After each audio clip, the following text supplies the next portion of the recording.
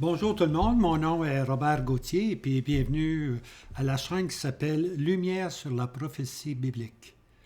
Dans les prochaines vidéos, je vais parler de Ézéchiel 38 et 39, Gog et Magog. C'est des chapitres assez importants, mais souvent mal compris, pour ainsi dire. Alors, je me propose d'aller de l'avant puis peut-être donner un peu de lumière sur ces deux chapitres-là, chapitre 36, 38, excusez-moi, et 39. Alors voilà, on part. Gog et Magog. Hein? On va regarder son origine, son essor, puis sa destinée. En anglais, on dit The Rise and Fall of Magog. Hein? Alors ici, on voit bien que ce pays-là est situé dans le rouge, dans le nord, qu'on appelle habituellement au fond du nord. Avant de rentrer dans les enseignements prophétiques, je vais essayer de vous donner un peu un prélude. OK? Un prélude sur Gog et Magog. On va prendre ce prélude-là de la vision que Ézéchiel a eue. OK? Ici, c'est un radar. Maintenant, Japheth. Japheth, c'est le plus jeune, c'est le cadet de Noé. Lorsqu'on lit la Bible, on n'entend pas souvent parler de Japheth. Il passe, pour ainsi dire, sous les radars. Mais dans le livre d'Ézéchiel, boum, on l'a trouvé, il va apparaître. Vous allez voir. Alors, dans ma dernière vidéo, on a parlé du rétablissement des 10 tribus. J'ai dit qu'il restait deux choses. Il y avait les 2 tribus qui ont été rétablies à 1260 jours, 1290 jours. Pour être exact, les 10 tribus ont été rétablies. Et puis, par la suite, il restait une période on était rendu à 1280 jours. Il restait une période de 45 jours pour nous emmener à 1335 jours. Béni celui qui attend et qui sera à 1335 jours. Alors, à partir du rétablissement des 2 tribus, il va y avoir 45 jours maintenant. Puis ce 45 jours-là va permettre aux 10 tribus qu'on appelle Éphraïm, qu'on a pris dans Osée, de retourner vers la ville de Jérusalem, vers le pays, pour ainsi dire. Mais il reste encore une autre étape avant qu'on atteigne 1335 jours. Puis cette dernière étape-là, elle se passe, pour ainsi dire, dans les derniers jours des 1335 jours. Et puis cette étape-là s'appelle Gog et Magog. C'est là qu'il faut situer Gog et Magog. Vous allez comprendre. Après, je vais l'avoir expliqué, il n'y a pas d'autre endroit qu'on peut mettre Gog et Magog. OK? Alors, le cadet, on va aller dans Genèse 10, verset 1. OK? Et ce sont ici les générations des fils de Noé. On sait qu'il y a eu le déluge, les fils de Noé. 3 fils, Sem, Cham et Japheth. Il leur naquit des fils après le déluge. Alors, immédiatement après le déluge, Noé arrive avec ses 3 fils. Maintenant, lorsqu'on lit Isaïe, lorsqu'on lit Jérémie, lorsqu'on lit les prophètes, les petits prophètes, on trouve souvent des éléments de Sem puis de Cham, mais très peu de Japheth, son fils cadet. Alors, on va regarder un peu ce Japheth-là qui a passé sous le radar, pour ainsi dire, des nations qui ont peuplé la terre. Alors, Japheth a eu 7 fils. OK, c'est un chiffre complet. Il a eu 7 fils. Genèse 10, verset 2. Et les fils de Japheth, Gomer, et Magog, et Médaï, Javan, Tubal, Méchec et Tiras. Maintenant, vous voyez ici, là, attends, je vais faire quelque chose ici, je vais prendre mon pointer, là, et voilà. Vous voyez ici, il y a Magog. Il y a Tubal, puis Méchec. ces 3 fils-là, il y en a eu 7, mais des 7, on va en avoir 3 qui vont apparaître dans Ézéchiel 38 et dans Ézéchiel 39. Je lis Ézéchiel 38. Fils d'homme, tourne ta face vers Gog, le pays de Magog, le prince de Roche, de Méchec et de Tubal, et prophétise contre lui. Alors ici, voyez-vous là, Genèse 10, puis Ézéchiel 38, on peut voir 3 des fils de Japhet qui sont maintenant nommés dans Ézéchiel 38. Intéressant, regardez ça ici. On vient maintenant de trouver sous le radar prophétique les 3 fils. 3 fils de Japhet. Magog, regardez s'il apparaît là, Ézéchiel 38, Magog. Tubal, regardez ici, il apparaît, Tubal. Et puis Méchec, regardez, il apparaît. OK? Alors, on ne peut pas se tromper maintenant, là. Le radar les a trouvés. Ézéchiel 38 et 39. Maintenant, le prophète Ézéchiel, c'est un prophète qui est très intéressant. Très, très intéressant même. Alors, dès le commencement, les chapitres, on peut les diviser rapidement, là. Chapitre 1 à 11, la gloire disparaît du temple. Hein? La gloire s'en est allée. Elle quitte le lieu très saint. Elle se tient sur le seuil de la porte du temple. Elle s'en va finalement dans les rues, finalement dans la montagne, puis oups, elle disparaît. La gloire s'en est allée. Hein? L'Éternel n'est plus avec eux, et puis c'est Babylone qui va intervenir, puis qui va prendre Jérusalem, puis il va les emmener en captivité.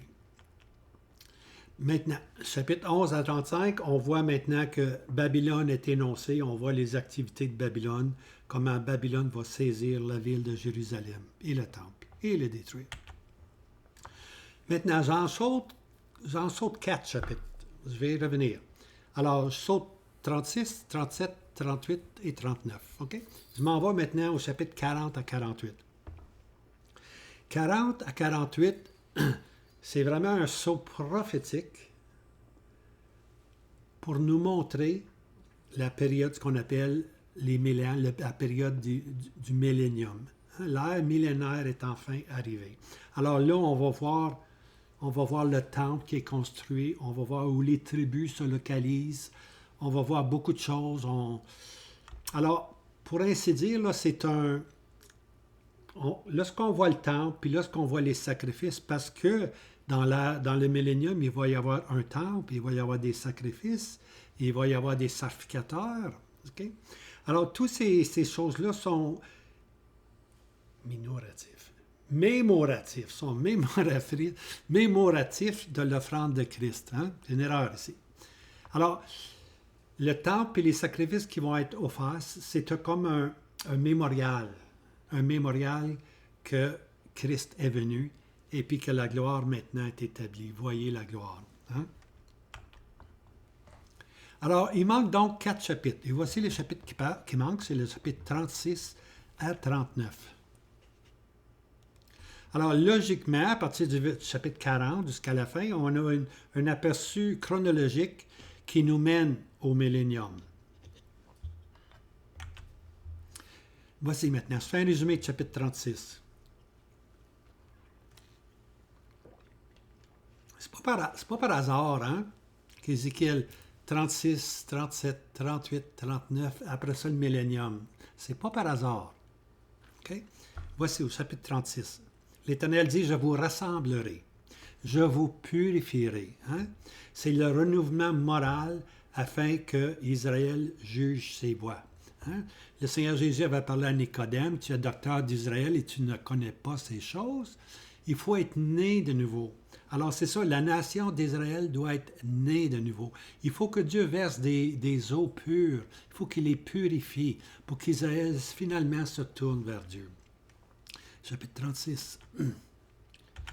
Chapitre 37. Là, c'est la vallée des os. Hein? Et puis, Ézéchiel voit des os. Mais il dit ceci, les os étaient très secs, bien aimés, très secs. Entre mots, ils n'ont pas de vie. Hein? Mais il n'y avait pas de souffle en eux. Plus loin, c'est marqué ça, il n'y avait pas de souffle en eux. Alors, la vallée des eaux très secs, c'est le retour d'Israël, le retour national d'Israël dans l'incrédulité. Hein? Et la résurrection nationale en vue. Alors, ce qui est arrivé en 1948, lorsque Israël a eu finalement son pays, c'est un retour, ok, ce n'est que des os. Il n'y a pas de souffle en eux. Ils ne sont pas nés de Dieu. C'est un retour dans l'incrédulité. Hein? C'est ça qu'est 1948. Il ne faut pas en faire plus que ça, bien-aimés. Un retour pas vers Jéhovah, un retour vers la patrie, vers le pays, vers la terre promise. C'est un élément patriotique, pour ainsi dire. Hein? On retourne vers la patrie. Mais est-ce qu'on est de nouveau? On n'est pas encore né de nouveau. OK? Chapitre 38-39. Là, on arrive à Gog et Magog. Hein? Puis là, le mot ou les versets clés répétés au moins 7-8 fois, là, les nations sauront que je suis l'Éternel. Ce qui veut dire Jéhovah Shammah, le Seigneur est là. Les nations sauront, les nations vont connaître après le conflit de Gog et Magog, après ce grand conflit-là, les nations n'auront pas le choix que de dire que l'Éternel est là. Jéhovah Shammah, le Seigneur est avec les Juifs. Et puis là, on introduit maintenant le royaume qu'on appelle le millénium. OK? Alors, c'est vraiment le dernier combat, c'est vraiment le dernier élément. Puis ici, on est sur le seuil de 1335 jours. Bienheureux, celui qui attend. OK? 1335 jours. Chapitre 40 à 48, comme on l'a vu, c'est la description du millénium.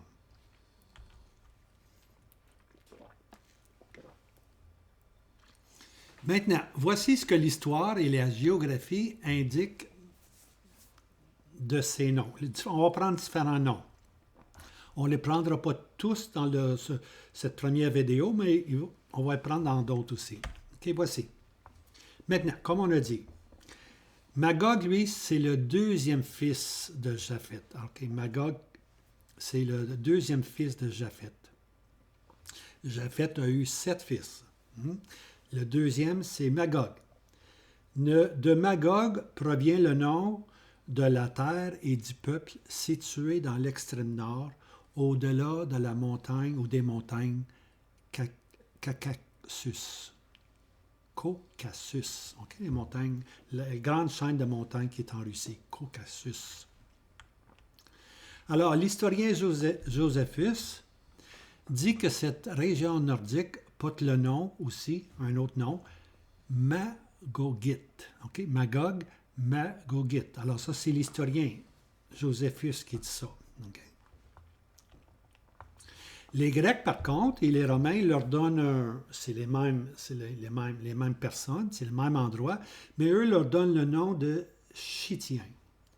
Les Chittiens. Okay? Maintenant, ici, on voit une carte. Et puis, vous allez voir ici, là, il y a la chaîne Caucasus. C'est une chaîne qui se trouve, la Turquie ici, mais la Turquie est là, ici, là. Mais il y a une chaîne ici, ça, on appelle ça celle qui est la moins haute, pour ainsi dire.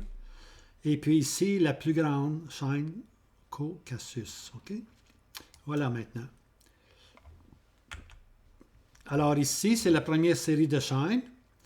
Mais ce qui nous occupe davantage, c'est aller plus loin, aller vers cette série-là qu'on appelle la grande ou la grande Caucasus, la grande chaîne, hein, la grande montagne. Et puis c'est là qu'on appelle la Russie. Maintenant, comme je disais, les Grecs et puis les Romains ont appelé cet endroit-là aussi Saintia. Scythians. Ouais. Et voilà ici. On la voit ici. OK? Elle est d'un côté, on a la mer Caspienne ici, puis on a la mer Noire ici. Alors le peuple s'est dirigé, puis est allé au-delà des montagnes ici pour être appelé des Magonites ou bien donc des Scythiens. Alors ici, on a une citation de l'Antiquité dans le livre numéro 1. Ici, on voit, OK, en anglais, on dit uttermost the uttermost parts of the north. OK? Monsieur Darby, vous allez voir dans la version Darby, 3 fois, Monsieur Darby nomme cet endroit-là le fond du Nord. Maintenant, dans les Écritures, il y a le Nord. Le Nord, habituellement, c'est la Turquie ou la Syrie. Directement au nord d'Israël, c'est la Turquie. Alors, on a le roi du Nord. OK? Mais M. Darby, lorsqu'il arrive au chapitre 38 et 39, appelle cet endroit-là, plus au nord encore que la Turquie, il appelle ça le fond du nord ou l'extrême nord. Hein? En anglais, on dit the uttermost parts, okay, of the north. Le plus haut, hein? Le fond du nord, le plus haut. Maintenant, ici, on voit que Magog a été fondé, puis on a souvent appelé cette région-là Magogites, les Magogites. Puis plus tard, les Grecs et puis les Scythiens ont dit que cette région-là portait aussi le nom des Scythiens. Okay? Alors, tout ceci pour dire qu'on est au fond du nord. Ici, maintenant, on a la rivière qu'on appelle une des plus grandes rivières en Europe. C'est la Volga. Elle a 3690 km. Elle part de Saint-Pétersbourg, qui est alentour d'ici, de Moscou, Saint-Pétersbourg, et puis elle descend tout le long ici. Regardez-la descendre, hein, la rivière Volga. Et puis elle descend, puis elle va se jeter dans la mer Caspienne. Okay? Maintenant, ici, en Ukraine, il y a une autre grande rivière qu'on appelle le Dnieper. Ici, il descend tout le long, ici, regardez ici. Il descend, il part même de Bélarus, et puis il descend. Il descend. Puis, il va se jeter, lui, dans la mer Noire, hein, Black Sea. Maintenant, comme j'ai mentionné, Japheth a eu 7 fils. Okay? Genèse 10, verset 2. Les fils de Japheth, Gomer, Magog, Médaï, Javan, Tubal, Méchec et Tiras. Okay? Surtout ceux en rouge qu'on veut prendre. Hein? Ceux en rouge, on l'a dit, on les retrouve dans Ézéchiel 38. On les voit ici encore. Okay? Fils d'homme, tourne ta face vers Gog, le pays de Magog, le prince Roche de Méchec, Tubal, et prophétise contre lui. Maintenant, regardez ces noms-là, que ça veut dire. Alors, le Méchec, qui est le 6e fils, hein, 6e fils de Japheth, c'est ça, hein? Ouais, c'est Gomer, Magog, Madi, Javan, Tubal, Méchec. 6e. OK, le sixième fils de Japheth. Son nom veut dire grand, de grande stature. Puis, on peut aussi traduire qui ressort. Okay? Qui est grand, qui ressort. Un peu comme dans Saül, hein? Quand Israël a voulu un roi, il a choisi un roi selon ses yeux. Hein? Saül était des épaules à la tête plus grand que n'importe qui. Alors ici, Méchec, c'est quelqu'un qui est grand, de grande stature, hein? Ou qui va devenir important. Tubal, lui, c'est le 5e. C'est le 5e fils de Japheth. En anglais, on dit flowing forth, qui coule. Tubal veut dire ce mot-là. Ça peut donner l'occasion de penser à un agrandissement et à une diffusion de la race. La race qui coule, qui s'agrandit. C'est ce qui va arriver à Tubal. Maintenant, les deux frères, Méchec et Tubal, dans les Écritures, prennent un nom différent dans les inscriptions assyriennes. Si on pouvait avoir accès à des inscriptions assyriennes, on ne verrait pas le mot qu'on retrouve dans la Bible, Méchec et Tubal, mais on verrait les mots qui ressemblent beaucoup, musqué et tublé. OK? Musqué et Tublé. Alors, les noms ethniques de Musqué et les ancêtres des Muscavites. Alors, les Musqués ou les Méchèques, les Musqués, sont les ancêtres de ceux qu'on connaît aujourd'hui comme les Muscavites. OK? Muscavites. Ces derniers, les Muscavites, ont construit la ville de Moscou. Moscou. Encore aujourd'hui, cette ville est reconnue comme étant la Russie. Alors, Méchec, qu'on voit ici, là, Méchec prend aussi le nom de mosquée, puis les mosquées sont les Muscavites, puis c'est les Muscavites qui ont bâti la Russie. Okay? Alors, on ne peut pas vraiment se tromper là-dessus. Il y a un consensus de témoignages, soit dans l'ancien ou dans le moderne, en faveur de reconnaître la Russie comme étant descendant des fils de Japheth. Alors, Japheth, c'est, dans un mot, c'est le père de la Russie, pour ainsi dire. Plusieurs de ses enfants, pas tous, plusieurs de ses enfants sont allés dans cette région nordique. Maintenant, il y a une version qu'on appelle dans la Bible la Septante, ou on appelle ça la Septante. Septante veut dire 70. Hein? C'est la première traduction de l'hébreu au grec. Puis le grec, c'est qu'on appelle le grec koiné, qui est le grec populaire. Ce grec-là est le grec que le Seigneur Jésus a utilisé lui-même. Maintenant, qu'est-ce qui a amené cette traduction-là? Je vais vous donner un peu un historique de la première traduction de l'hébreu au grec. Okay? Lorsque Alexandre le Grand, l'Empire grec, Alexandre le Grand est décédé, on lit dans Daniel que 4 de ses généraux ont partagé le royaume, pour ainsi dire. Hein? Mais ceux qui sont les plus importants sont le royaume au sud, puis le royaume au nord. Les autres sont là, mais sont moins importants. Maintenant, ce sont les deux royaumes, le royaume du nord et le royaume du sud, qui ont eu beaucoup d'impact sur Jérusalem. Hein? Si tu regardes dans Daniel 11, on voit le roi du nord, le roi du sud, le roi du nord, le roi du sud qui foncent. Hein? Puis, à la fin des jours, hein, lorsqu'on arrive à Daniel 11, verset, je pense, 42, hein? Juste faire certain, là. Attends, ça c'est Daniel.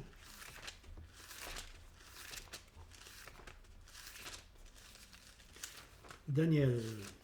Daniel. OK, Daniel, je lis du verset 40, excusez-moi. Au temps de la fin, le roi du Midi, le roi du Sud, heurtera contre lui. Contre lui, c'est l'Antichrist, le roi en Israël. Et le roi du Nord fondera. Alors ici, là, dans Daniel 11, verset 40, on est à la fin des temps, hein, parce que c'est bien marqué. Et au temps de la fin. Alors là, il faut faire un saut prophétique, là, très loin. Alors, au temps de la fin, il va y avoir ce roi du Nord et ce roi du Sud, okay, qui vont s'en prendre au roi d'Israël. Okay? Maintenant, à la mort, comme je disais tantôt, à la mort d'Alexandre le Grand, on a séparé le pays. Le sud, qu'on appelle l'Égypte, devient le territoire du général Ptolémée. OK? Puis le nord, qui est la Syrie, devient le territoire d'un autre général qu'on appelle Séleucus, les Séleucides. OK? Séleucus. Alors, tu as Ptolémée puis Séleucus. Maintenant,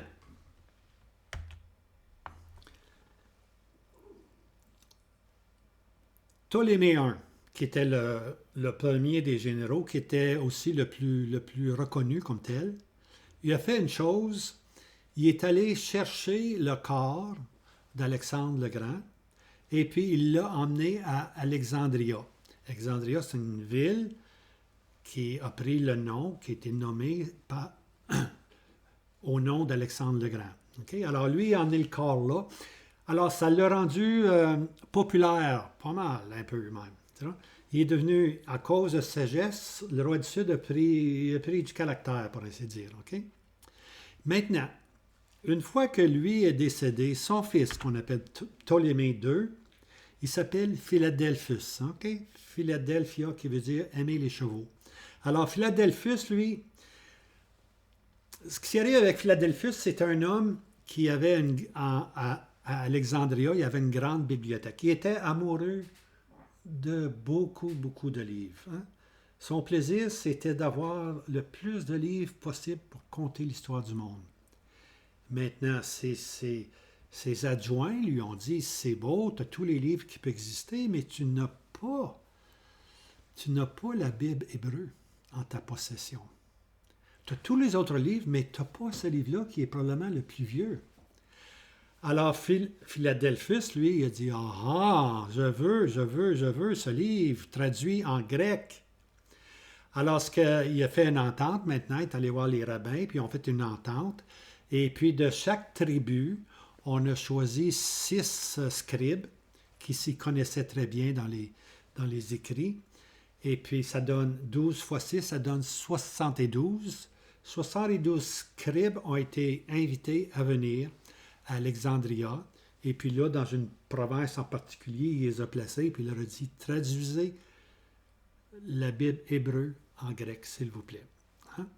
Alors, on a toujours appelé ça la Septante. C'est plus facile. Les gens le réfèrent toujours comme la Septante, 70, mais dans le fond, ils étaient 72. Hein?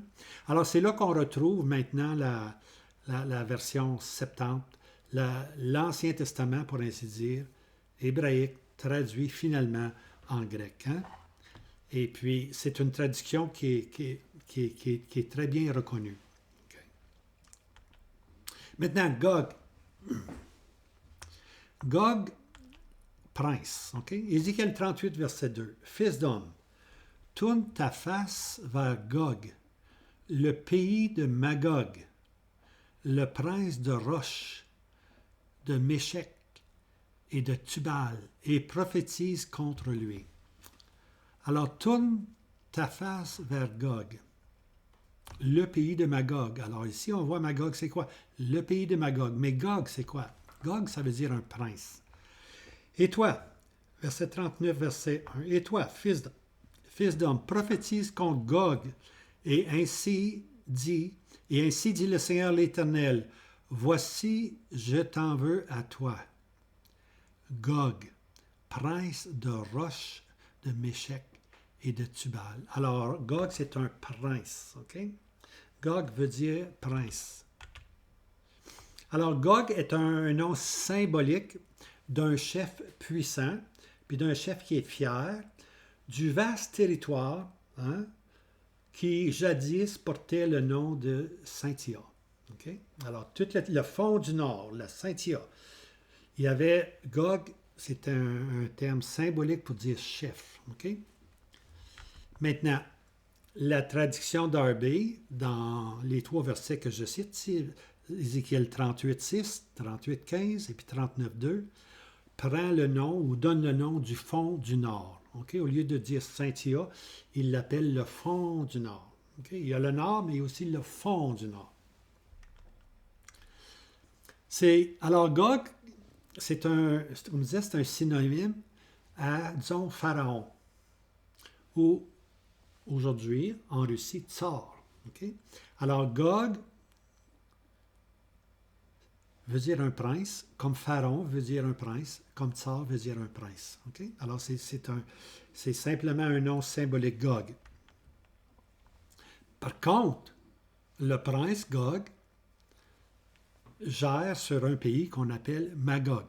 Okay? Alors, Ézéchiel 38, verset 2, « Fils d'homme, tourne ta face vers Gog, le pays de Magog. » Alors, Gog, c'est le prince, c'est le tsar, c'est le pharaon, pour ainsi dire, d'un pays qu'on appelle Magog. Okay? Alors, donc, en autre mot, on peut dire Gog, prince du pays de Magog. Okay? Alors, Gog, c'est un prince, c'est pas un pays. Gog, c'est un prince, c'est un leader, c'est un chef. Okay? Alors, Gog, tsar de Magog ou prince de Magog. Okay? Le pays est Magog. Maintenant, quel est ce pays de Magog? Ézéchiel 38, verset 2. Le prince de Roche, de Méchec, de Tubal, et prophétise contre lui. Ézéchiel 39, 2. Voici, j'en veux à toi, Gog, prince de Roche, de Méchec et de Tubal. OK? Alors, regardez bien les expressions ici, là. Je pense que j'ai les écrit. Oui. Contre lui, prophétise contre lui. Puis ici, j'en veux à toi, Gog, prince, de Magog, pour ainsi dire. Alors, pourquoi est-ce que Dieu parle de même? Prophétise contre lui. J'en veux à toi. N'oubliez pas, là, on est rendu là, à la fin des temps. C'est juste avant le millénium. Puis Dieu dit, j'en veux, prophétise contre lui. J'en veux à toi, Gog, prince. Alors, ça doit être très important prophétiquement. Ça doit être très important prophétiquement. C'est ça qu'on va voir, tu vois. Important dans le sens que Dieu dit, j'ai quelque chose contre toi. J'en veux à toi. Okay? Alors, ce territoire est une importance aux yeux de Dieu, comme je disais. La description du territoire. Maintenant,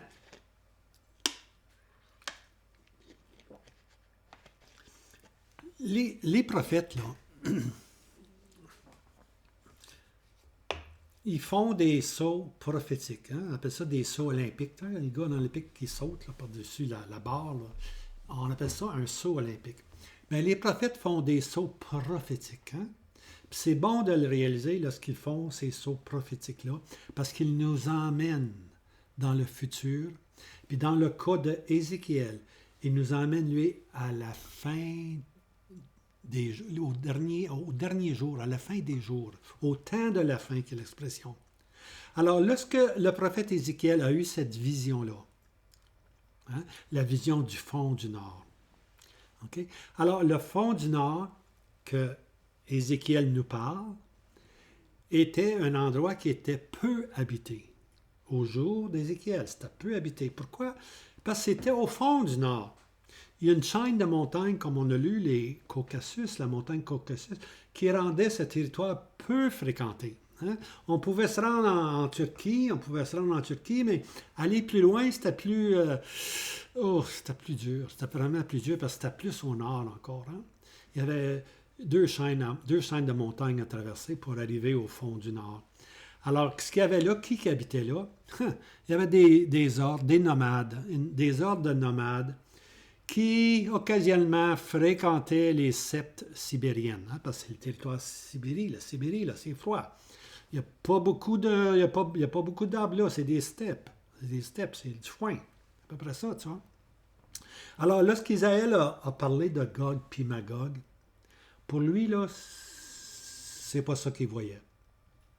Lui, ce qu'il voyait, c'est au fond du nord, là, quelques personnes qui habitaient là parce qu'il faisait trop froid, puis il n'y avait même pas d'arbres, il n'y avait rien là, puis personne n'habitait là. C'est comme ça qu'il l'a vu, lui. Mais les années ont passé, les générations ont passé, et le temps passe. Ça a pris beaucoup de temps, bien aimé, avant que les fils de Japheth occupent ce territoire nordique. Comme on l'a déjà dit, Japheth a passé sous le radar, lui. Isaïe en parle peu, Jérémie, les autres, les grands prophètes en parlent très peu de Japheth. Ils parlent des autres fils de Noé, par contre. Mais lui, Japheth, il avait passé sous le radar. Mais voici maintenant, Ézéchiel 38, 39, boum, ils apparaissent. Ils apparaissent. On les avait perdus, tout simplement de vue, mais Dieu ne les a pas perdus.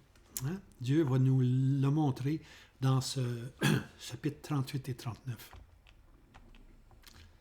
Alors, jusqu'ici, le cadet de Noé, Japheth, et sa progéniture avait passé sous le radar de l'énumération des nations. Parce qu'on le voit dans Genèse 10, les 3 fils de Noé, puis là, sont tous nommés. Et puis le cadet, Japheth, est nommé avec ses 7 fils. Mais on les trouve pratiquement pas dans les Écritures. Mais comme je disais, le prophète Ézéchiel a eu, lui, cette vision finale du temps de la fin. Et hop, et voilà, les voici maintenant. Quelques fils de Japheth sur la scène prophétique.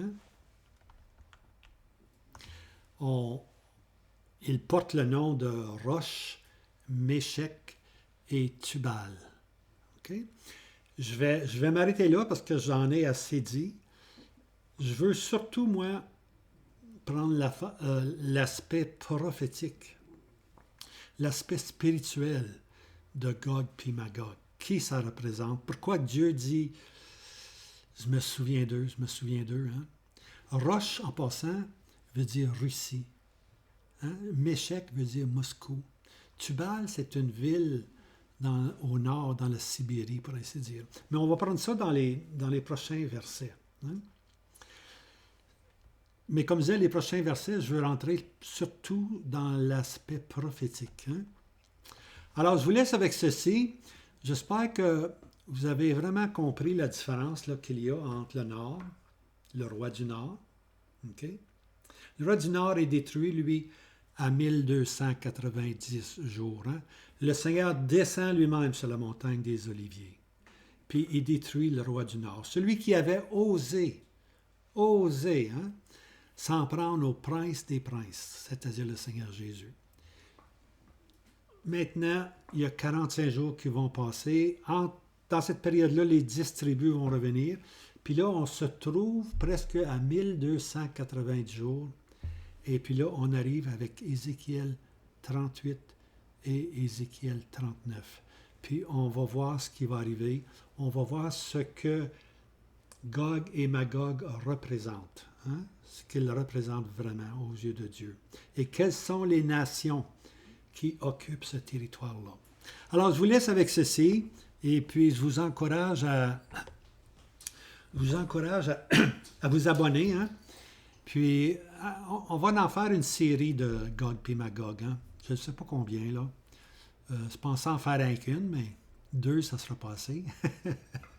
On va peut-être se rendre à 3. Mais je veux vraiment que vous compreniez. Hein? Gog et Magog, aujourd'hui, il y a tellement d'eau qui coule sous ces 2 chapitres-là. Et puis, souvent, les gens ne savent pas découper avec précision, avec droiture, la parole de Dieu. Pourtant, c'est ce que Paul a exhorté Timothée, hein, découper en droit la parole de Dieu. Alors, je vous laisse avec ceci, puis que le Seigneur vous garde. Passez une bonne semaine. Le Seigneur Jésus revient. Maranatha. À bientôt.